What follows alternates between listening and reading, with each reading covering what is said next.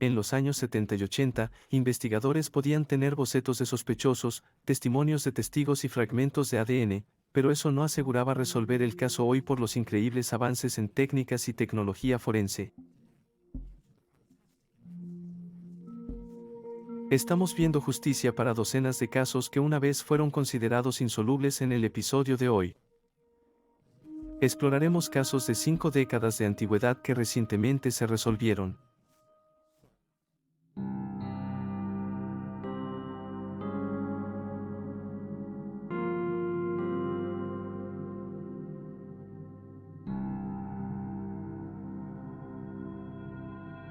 Sí.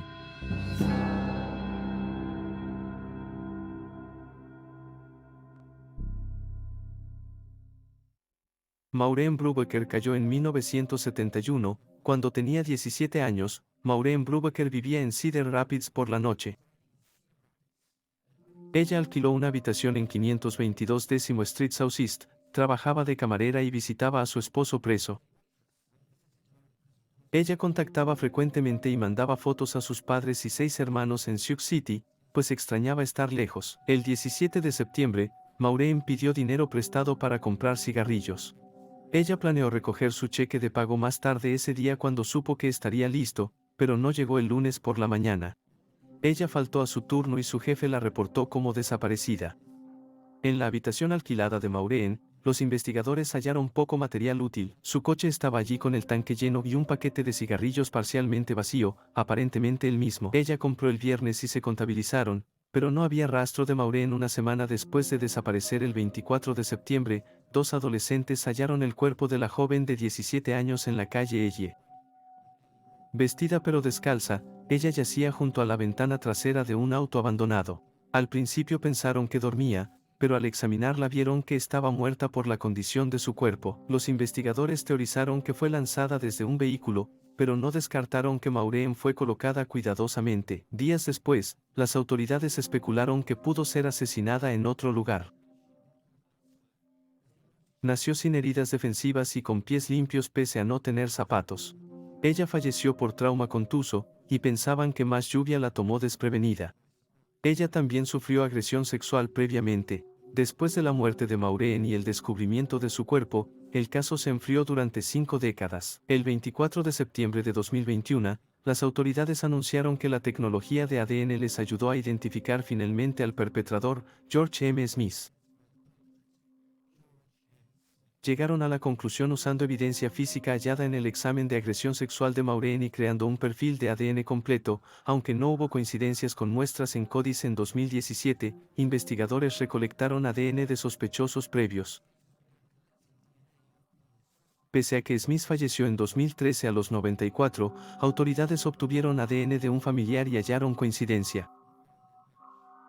Smith fue investigado durante el asesinato, pero no había pruebas suficientes para probar su culpabilidad. A sus 50 años al momento del crimen, muchos lo identificaron como conocido de la joven de 17, habiéndola conocido en su trabajo. También trabajó en una tienda de licores cerca de su casa. Los investigadores indicaron que en varias ocasiones tras hallar el cuerpo de Maureen, él pediría a las autoridades actualizaciones sobre el caso, algo que encontraron sospechoso con Smith ya muerto.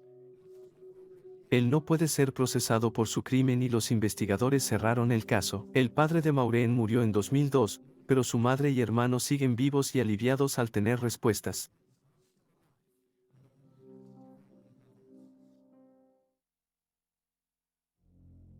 El 20 de febrero de 1987, Roxanne Wood, de 30 años, llegó a su casa en Niles Township, Michigan, tras una tarde de bolos. Su esposo, Terry, iba en otro vehículo y volvió más tarde, ingresando a la vivienda.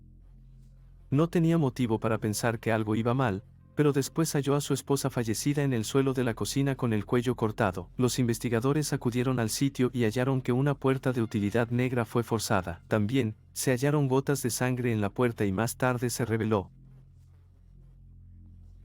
Roxanne sufrió violación sexual, al igual que Maureen. Su caso fue rápidamente dictaminado como homicidio y se enfrió velozmente.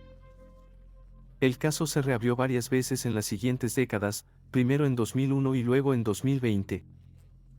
En febrero de 2022, la policía identificó a los estudiantes culpables, gracias al programa de casos fríos de la Universidad de Michigan Occidental.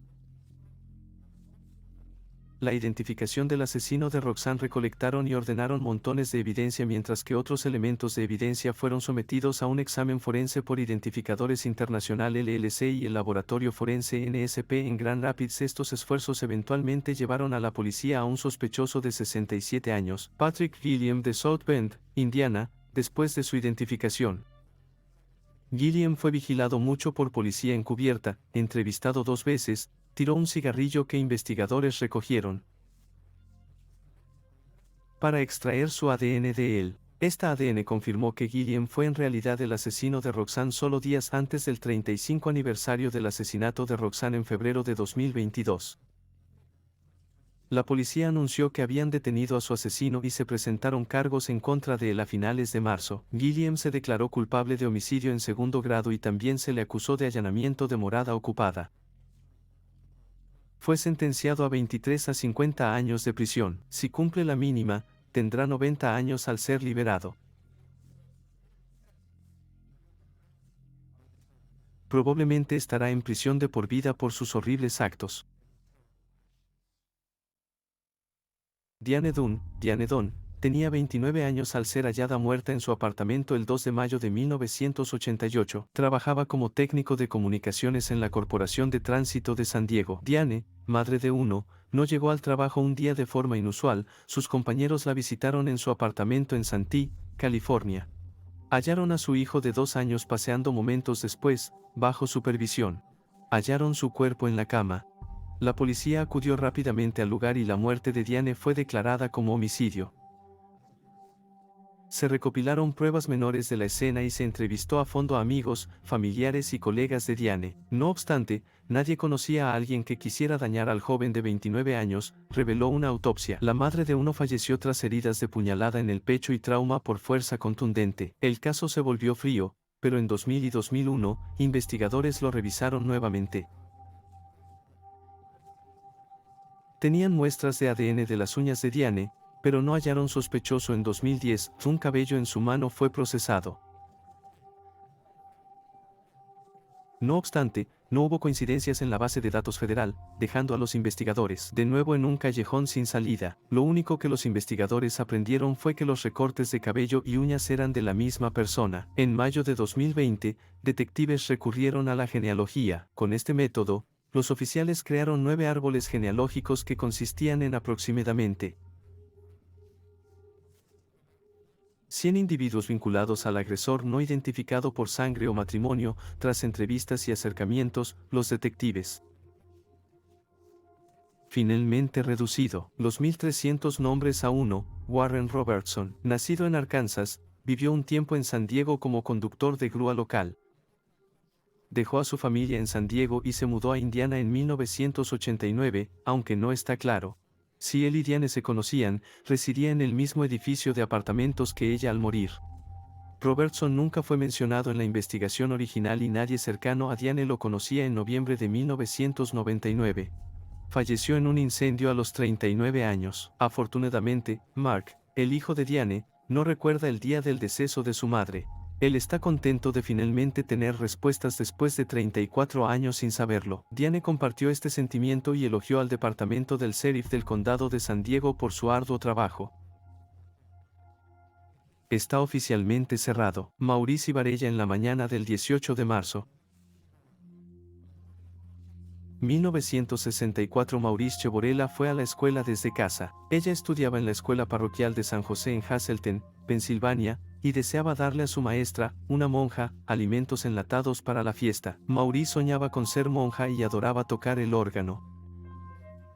Ella planeaba ir a misa tras dejar los bienes, pero la niña de 9 años no llegó y se descubrió que ni siquiera había llegado a la escuela a 10 minutos de su casa. Más tarde, cerca de la 1 p.m., un hombre con su sobrino adolescente vio algo extraño en un antiguo pozo de carbón, ahora vertedero. Creían haber visto una muñeca en los desechos, pero al examinarla, se dieron cuenta de que era un cuerpo humano.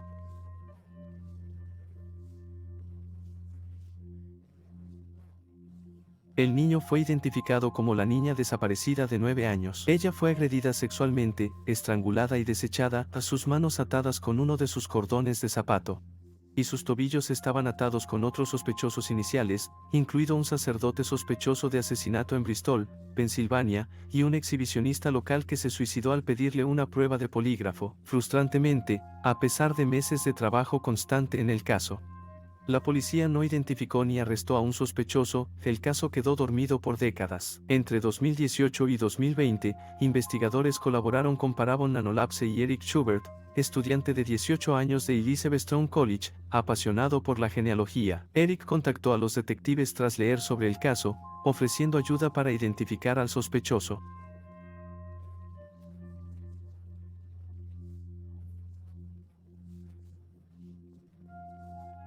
Construyó cerca de 50 árboles genealógicos para hallar conexión con Hazelden, llegando finalmente a un hombre que arribó a América en 1904. El hombre tenía 2 nietos en la zona cuando Maurice murió, aunque ambos fallecieron, uno dejó una esposa cuya muestra de ADN lo descartó. Así, el hermano mayor fue exhumado, revelando una coincidencia perfecta. James Paul Forbes, nacido en 1941, era un barman de Hazelden.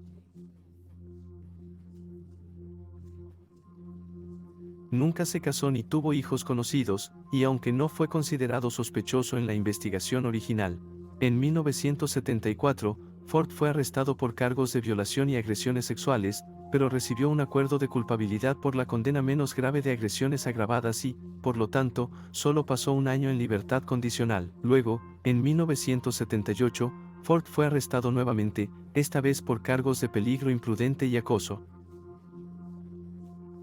Vivía a 6 a 7 cuadras de Maurice sin conexión con su familia. Falleció en 1980 a los 38 años por un infarto, tras 57 años. Se nombró al asesino de Maurice y cerraron su caso. A pesar de la ausencia de sus padres, su hermana Carmen y hermano Ron se alegraron al verlo resuelto, con Ron afirmando que hay un vacío que nunca cambiará. Pero ahora que sabemos que ayudó a cerrar la puerta, es una bendición.